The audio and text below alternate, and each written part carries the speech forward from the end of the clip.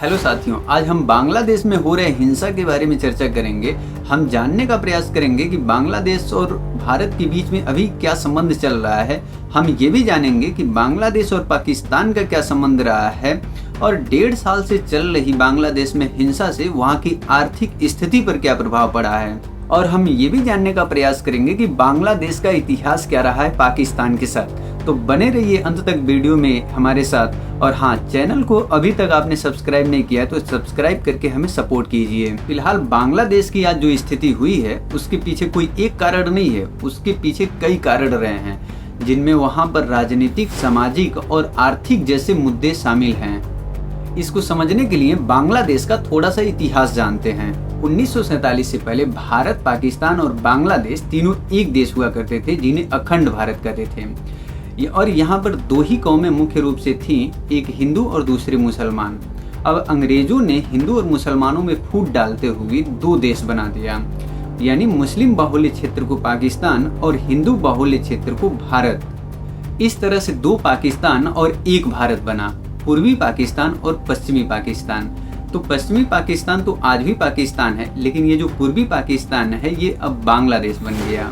तो बांग्लादेश बनने की कहानी ये है, पूर्वी पाकिस्तान पश्चिमी पाकिस्तान से हमेशा नज़रअंदाज किया गया, भाषा में, संस्कृति में और रिसोर्सेस में। क्योंकि पश्चिमी पाकिस्तान चाहता था कि पूर्वी पाकिस्तान के लोग उर्दू बोलें और उसकी संस्कृति अपनाएं, जबकि पूर्वी पाकिस्तान बंगाल से सटे होने के कारण वहाँ के ज़्यादातर मुसलमान बंगाली बोलते थे और बंगाली कल्चर अपनाते थे। ऐसा इसलिए था क्योंकि पूर्वी पाकिस्तान और पश्चिमी पाकिस्तान के बीच में हजारों किलोमीटर का गैप है, जिससे भाषा और संस्कृति अपनाने में दिक्कत हो रही थी। और ये बात पश्चिमी पाकिस्तान को अच्छी नहीं लगती थी कि जब तुम भी पाकिस्तान हो तो हम जैसा कह रहे हैं वैसा करो।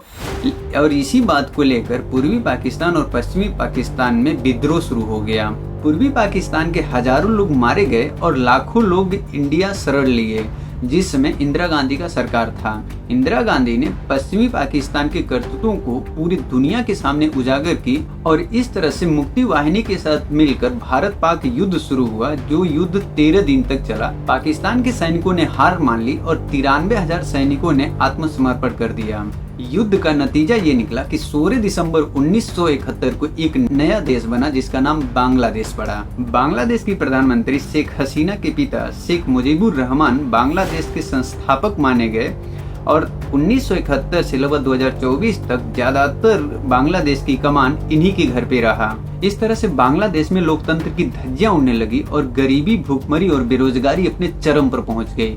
लोगों का गुस्सा फूटा और लोग सड़कों पर उतर गए। चारों तरफ तोड़फोड़ होने लगा और शेख हसीना के घर पर हमला बोल दिया गया, जिसके बाद शेख हसीना भगकर भारत चली आई। इस तरह से अगस्त 2024 में बांग्लादेश में तख्तापलट हो गया। वैसे बांग्लादेश शेख हसीना को मौत की सजा सुना दी है और वहां पर एक अंतरिम सरकार मोहम्मद यूनुस बने।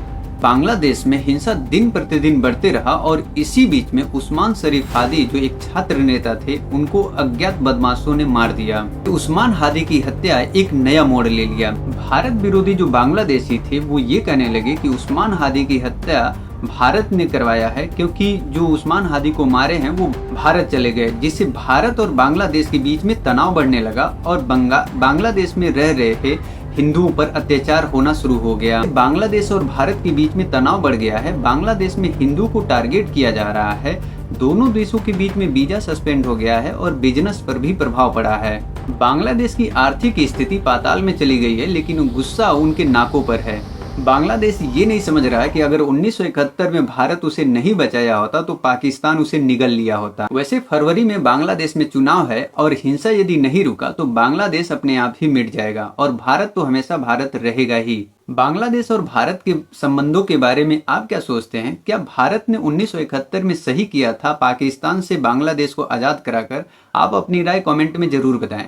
मिलते हैं फिर आपसे अगले वीडियो में, तब तक आप अपना ख्याल रखें।